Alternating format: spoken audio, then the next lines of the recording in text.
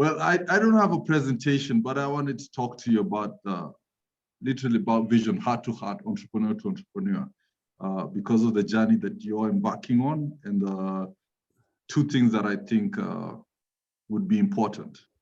One is vision, the other one is division. I'll start with division.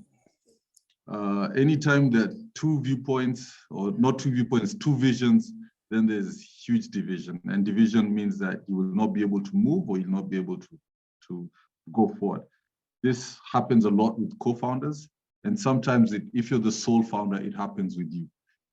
You get conflicted and you can't move on, or your priorities change, and that immediately impacts the business or the agenda that you're on. Sometimes you could be on a particular journey with your startup and you're going in a particular way, you get trajectory, you've got partners, you've got everything.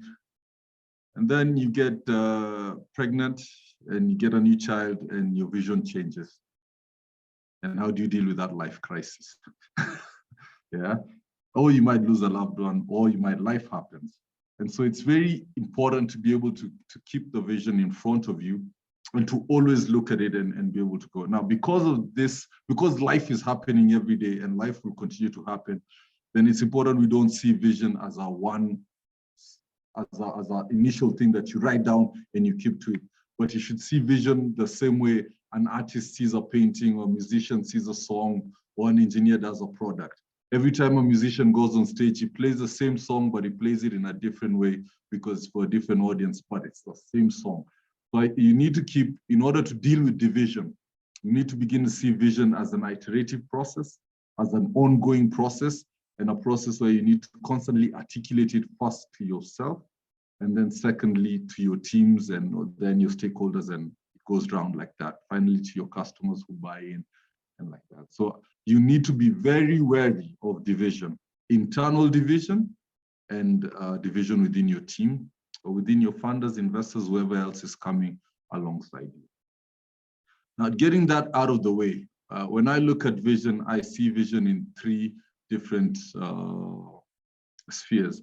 And I want to start with the story. There is a Kenyan runner. He holds the world record. Most Kenyan runners hold world records.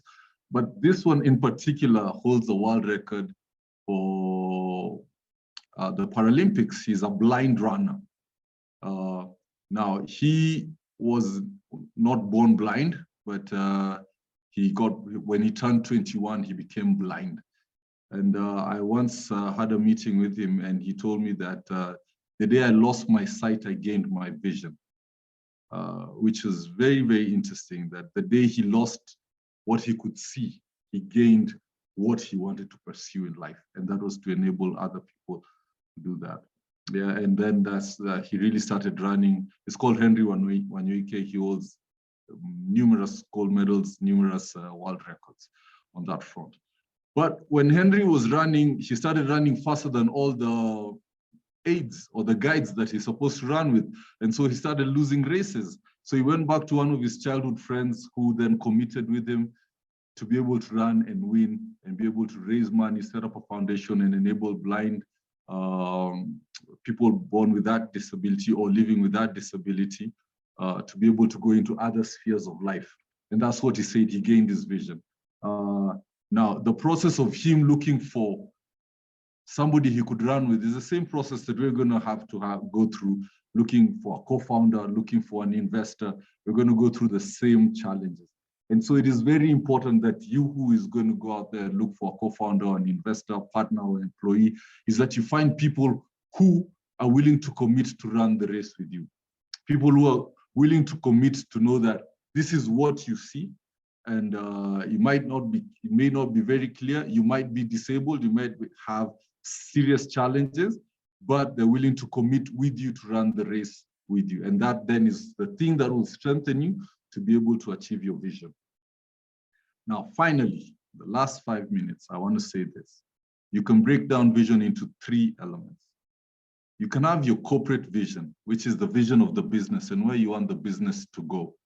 And that's really encompasses the things that will be built around the culture, the spirit, the type of people you bring on board, because that's really the essence of why you're building these things. So it'll really be around the corporate vision, which will look at how is the world going? How do I want to dent and change the world? Which type of people do I want to attract to help me along that journey? And so the corporate vision is very important. But after the corporate vision, the next thing on which we normally start with the startups or as founders is the product vision. I see this problem in my community. I see this problem in society. I want to create this type of business or this type of product to be able to tackle this problem and then monetize it and be able to have returns for all the stakeholders, drive the costs down or pay my people better or improve the lives of the local community. So all that then ties in between the product vision and corporate vision. But most importantly, and back to the story of the guide, is the customer vision. You need to begin to ask yourself, who do I want my customer to become? Years past, it was said that competence created innovation. So you'd assemble technical people or people who could do great stuff. And then because of that competence, they would be able to create innovation. And that's generally how it is in our companies.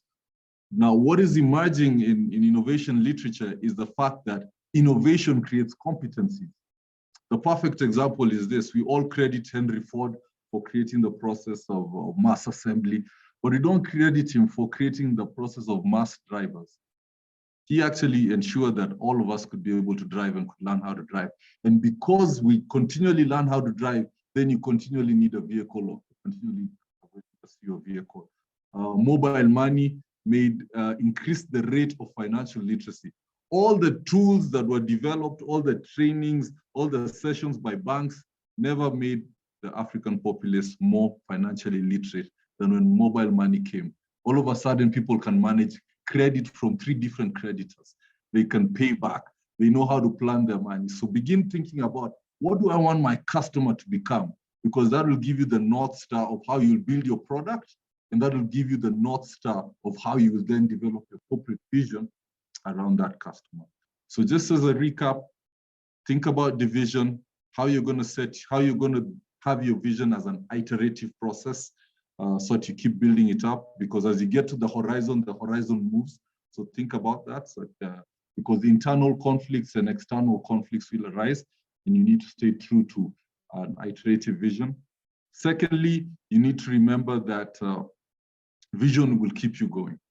It'll get you to where you need to go, and so it'll also help you attract the people who will come around you. And the vision will never really be about the money, but it'll be around the dent that you want to do in the universe, and because of the abilities that you have. And then you will bring about people around yourselves to sell books, to publish books, to get the diabetics, to get insurance into people's hands and tokenize it. So you'll all build all that around, but remember what's the focus, having your vision clear. And finally, around the matter of vision, you have your corporate vision, which will be around the business that you'll build, which will be the spirit of the business. You'll have your customer vision, which will be all about the intelligence and everything you're thinking about your customers, and that's like the head and the mind. And you have your product vision, which is really the body, the solution that you put out in the market to be able to support your ideals and to fulfill your corporate vision. With that, thank you.